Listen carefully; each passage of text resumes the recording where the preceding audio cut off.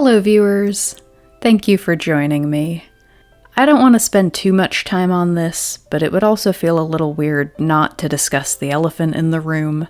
I've been really proud of how well I've stuck to the schedule I set for myself for this channel, but for the last year or so, real life has been hard. I'm kind of relieved to say it was never any kind of pressure from this channel that was really wearing on me. It remains my favorite hobby.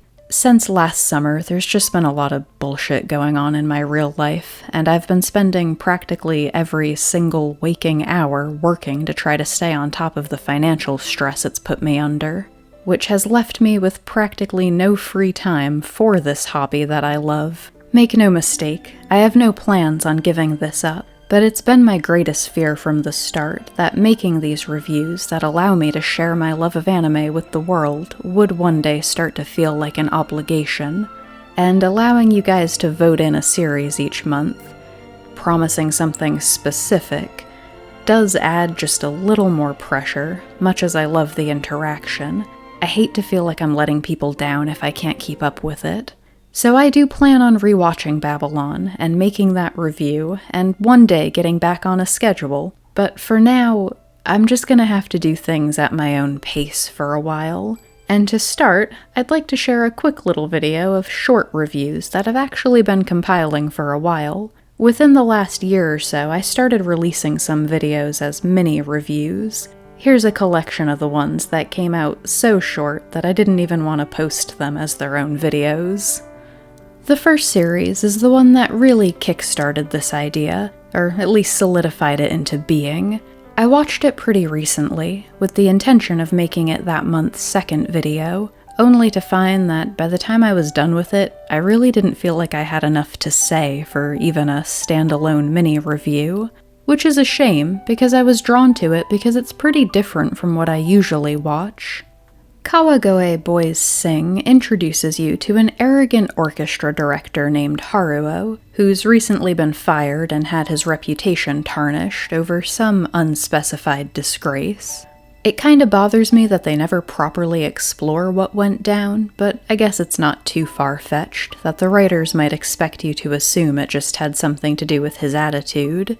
In any case, the powers of nepotism saved the day. Haruo's grandmother is the headmistress of the prestigious Kawagoe Private Academy. They have a great reputation, but are lacking in the arts. Grandma wants him to put together a boys' choir that can make the school proud, and though Haruo thinks teaching a bunch of amateurs is beneath him, she promises to use her considerable influence to get him back on his feet in the professional world, if he can lead them to victory in an upcoming national competition. Haruo is one of those characters who's near impossible to reason with. He just lives in his own little world and tends to walk away from conversations having only heard whatever he wanted to, so his recruiting style is rather pushy, to put it lightly. The first student he zeroes in on is a boy named Tenshi, who has a beautiful singing voice, and such bad stage fright that he never uses it anywhere but the safety of his bedroom. But somehow Tenshi's ended up with two of the coolest, most confident kids in the school as his best friends. Though they have no interest in joining a choir at first, they ultimately get on board to help Tenshi break out of his shell a bit, so that was sweet. I think Kawagoe Boys Sing had as strong a setup as just about any tournament arc I've seen, though I know that sort of thing tends to evoke thoughts of sports or martial arts series. The first half of the show revolves around Haruo collecting his band of mostly likable misfits from around the school and building them into a true team. There was only one who was truly annoying to the point of being unlikable, but he got some character development near the end that suddenly made him the most interesting of the bunch by far. It's only a 12-episode series. There are 10 boys in the choir, plus 2 teachers, plus the headmistress, plus a few rival characters from other schools. You can probably guess where this is going. There just wasn't enough time to really explore any of them in any kind of depth. What they do manage is fine. There are a couple shining moments in the introduction episodes, but mostly they bolster each other's characters just by being such a supportive group on the whole. Considering none of them really wanted to join when they were first approached, they all come to value being brought out of their comfort zones for one reason or another, and I love a good friendship story. I'd say the music was pretty good too, though their introductory solo audition songs were all flawless, of course. When they practiced their competition pieces as a group, you could actually hear them improving over time, which I thought was a really nice touch. And the opening is beautiful, one of those songs I never skipped. I think the problem I had when I first tried to write a review is that this series is just all around average. Not bad, but there's no element that stands out for being really impressive either. The ending's a little lackluster, but not terrible. The characters are generally pretty likable, but there's no one who really grabbed me. Both of which are fine given the time constraints. It was enjoyable enough for a light-hearted little series. I wouldn't push people away from checking it out, but it may not leave such an impression that you'll feel compelled to share it with others once you're done. The next one I wanted to talk about is a manga called Grace Rosa. It brings you into the dark underworld of criminal organizations. It's definitely the kind of story where it doesn't feel quite right to call our main protagonists heroes. The group we're aligned with, the Alterna, is a network of assassins so lethal that even the other criminals we meet view them as a bit of a fairy tale. We follow a young woman named Rosa, who was saved by an Alterna assassin named Rogan from some sort of abusive situation when she was a child. Rogan basically took her in, and she came to view him as an adoptive father. In the present day, Rogan's been missing for 5 years. Though he never wanted her to get involved with them, Rosa's begun to work for Alterna as well, knowing their network of informants are her best chance of finding him. This is a short one, but I really liked Rosa's character. She's got a little bit of that robotic, by-the-book hitman thing going on, but it was nicely rounded out by how everything she does is in the pursuit of finding someone she loves. There were also some great little details. When she was rescued, she was naked and visibly starving. These days, there's nothing she loves more than food, and she dresses nicely, though not quite the way you'd expect from a spy or assassin. She's not outgoing or particularly emotional, but she doesn't shy away from enjoying the simple pleasures in life, which was kind of refreshing. Rosa was kind of effortlessly cool, but it never felt like they were trying to make her edgy. This is a violent, gory, fast-paced little story. I tend to find these types of tales fun. Who doesn't love a good vengeful assassin story? The manga has just one big problem. The summary on the back of my copy describes it as a classic, single-volume espionage drama. It neglects to mention that it's only one volume because it was discontinued prematurely. I'm not sure what the exact circumstances surrounding that were. The creator did have time to make a short little epilogue, but it's a very inconclusive sort of non-ending. We find Rogan, but there's some question as to whether he might have disappeared by choice, and we don't get to see any kind of reunion. Grace Rosa is the kind of story that makes you ask whether a bad, or even just lackluster ending can ruin the whole experience. I don't feel like this one needed to be any longer than a single volume, necessarily. If we'd gotten another full chapter or two, I think it could have been brought to a more complete ending, though maybe that makes it a little extra disappointing that it ended the way it did. So the manga's not great, but I enjoyed it overall. Honestly, I'd love to see this one get adapted into a movie where they could touch up the ending. There's definitely a story here that could have been really good if it had gotten a little more time and love. Our next entry is another single-volume manga. I'm not sure this one would translate so well as a movie, which is ironic because it's all about making movies. On his 12th birthday, a boy named Yuta is given a new phone by his dying mother with the request that he use it to film the rest of their time together, so he'll always have something to remember her by, though specifically she wanted her dying moments filmed. He obliges her up until that point, when the reality of her death sinks in, and he runs away from the hospital, unable to go through with it. But he uses all the footage he shot to make a movie for a school festival, and his classmates aren't a fan of the comedic spin he decided to put on it. Mocked by his classmates, still grieving his mother, at his lowest moment, Yuta meets a strange girl named Eri, who tells him that she actually liked his movie, or at least saw the potential in it, and she decides to coach him through making his next one. I have to admit something.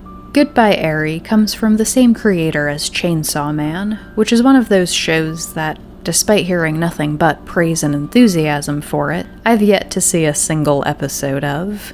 But it's always felt like one of those series where you can get a feel for the creator's mind just from a glance, and Goodbye Eri was definitely in line with what I'd expect from Tatsuki Fujimoto. On the surface, this one seems like a pretty straightforward story about grief and friendship, but I'd say there are 4 arcs to this single-volume tale, and each one ends on a sudden, random twist that I at least didn't see coming. Because the story is told almost exclusively through Yuta's video footage, it's the kind of story that you walk away from not sure how much, if any of it, was real, or if maybe the whole thing was a product of Yuta's creativity and he was just playing us the whole time. Maybe it's pride, but those sorts of tales don't always land well with me. But the longer I sit with this one, the more I like it.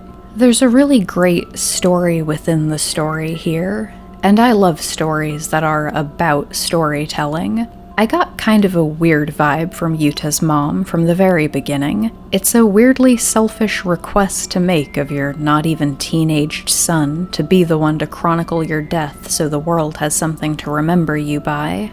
And it's revealed later that she wasn't always the nicest person, but he edited his movie so that she never comes across as anything but cheerful and kind, the way anyone would want to be remembered, especially if the world knew it was your child who was telling the story. There were a couple scenes that talked about the power of that, being able to shape the narrative, and they really made the whole story for me.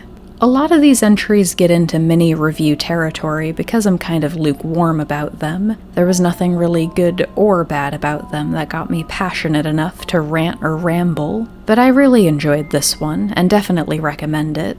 It's a really quick read.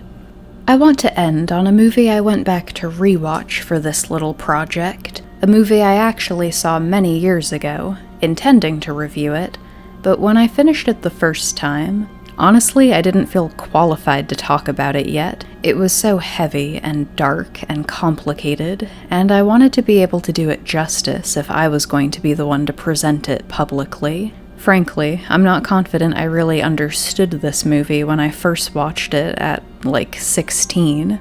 Jinro takes place in an alternate version of our world. Following their World War II defeat, Japan took a harsh, totalitarian approach to their government, its people kept in line by an all-powerful police force. From the beginning, there was resistance to this, and the underground rebellion movement has come to be known as the Sect. Our main character is a man named Kazuki Fusei, who's recently graduated to become a member of the Special Unit, the Capital Police Force's group of elite soldiers. During a night of especially bad rioting, the unit's dispatched to intercept the sect members as they transport bombs and equipment through the tunnels under the city.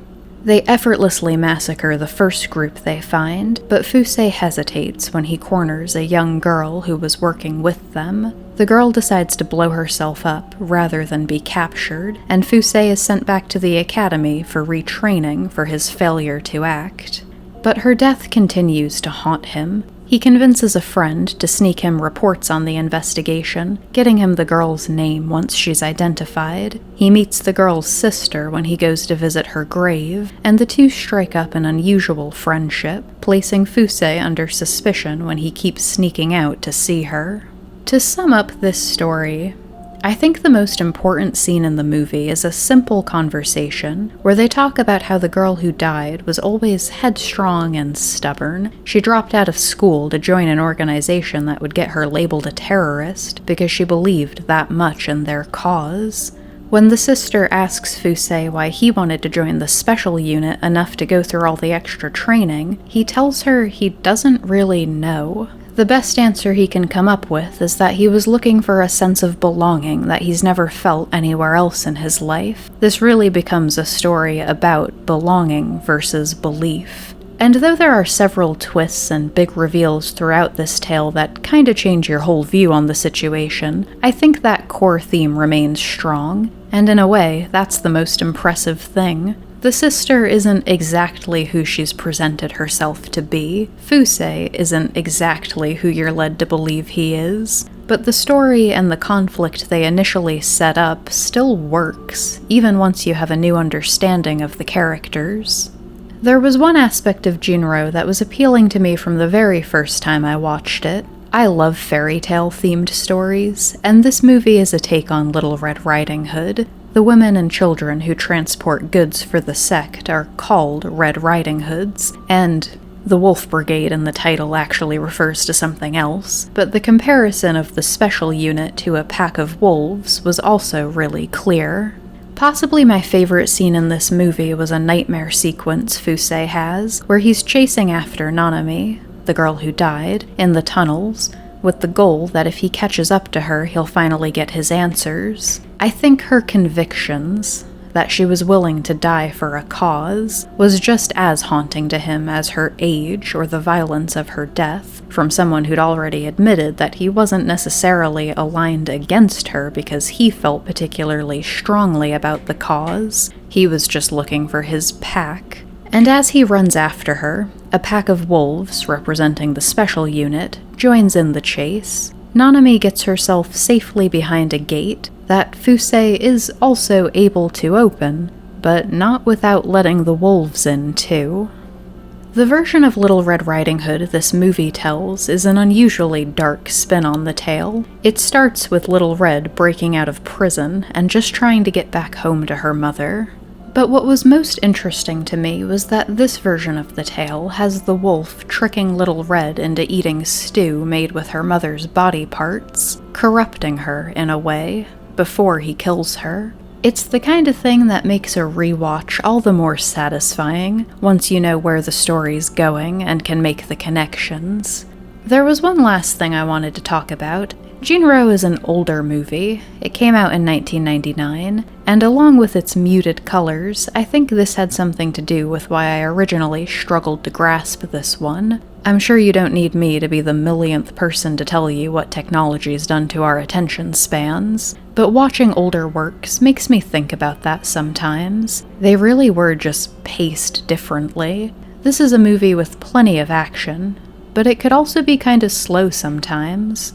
Quiet, thoughtful in a way, or at least I feel like it provides an atmosphere that encourages its viewers to really stop and think about what they're watching. I don't see myself as someone who's too caught up in the nostalgia for an earlier age. A movie like Jinro is something I definitely have to be in a particular mood for, but I like to branch out and try to see a little of everything, and I definitely recommend checking this one out if you haven't seen it. Anytime a movie or series or book leaves me feeling like it stretched a muscle in my mind that doesn't always get used, I just always walk away from the experience feeling better for it in a way, and that especially is a sensation I like to share with others. So that's it for my first collection of mini reviews. I think I'm probably going to save them up like this from now on. I know mine is not a large channel by any means, but if there's anyone who does keep an eye on it from month to month and was waiting for an update, I appreciate your patience. Thank you for watching.